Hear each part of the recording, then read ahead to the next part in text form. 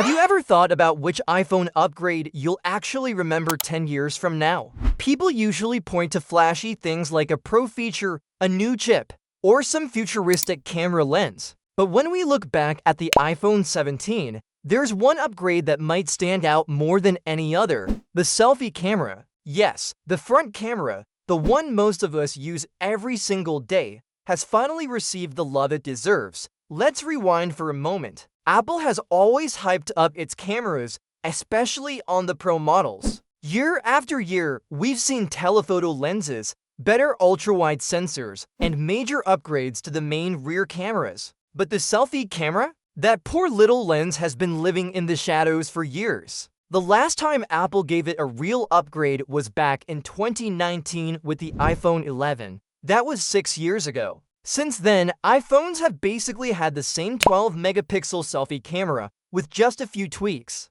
And if you think about it, that's surprising because selfies, FaceTime, video calls, TikToks, and Instagram stories, all of these rely on the front camera.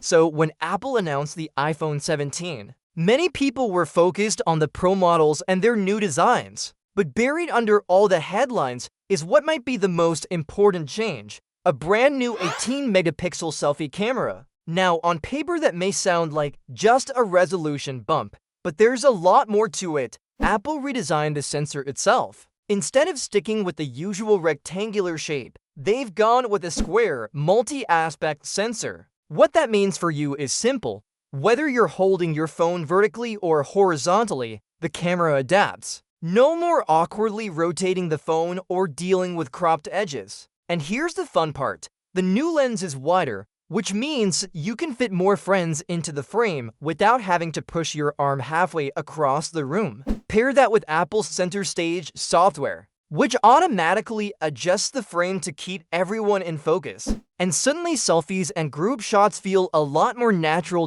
Compare this to the ultra-wide camera upgrade on the back. Sure, moving from 12 megapixels to 48 sounds exciting, and technically, it's a big jump. But let's be real, how often do you actually use the ultra-wide? Most people reach for it only in very specific situations, like squeezing in a big building or capturing a dramatic landscape. For daily life, the ultra-wide is more of a nice-to-have than a must-have, and on top of that, ultra-wide photos often look a little distorted and still struggle in low light. Yes, the new ultra-wide will capture sharper macros and better detail, but how often are you zooming in on flower petals? Probably not every day. Now think about the front camera again. Every morning Zoom meeting, every FaceTime with your family, every Instagram story, every quick selfie with your friends, that's the camera you use most.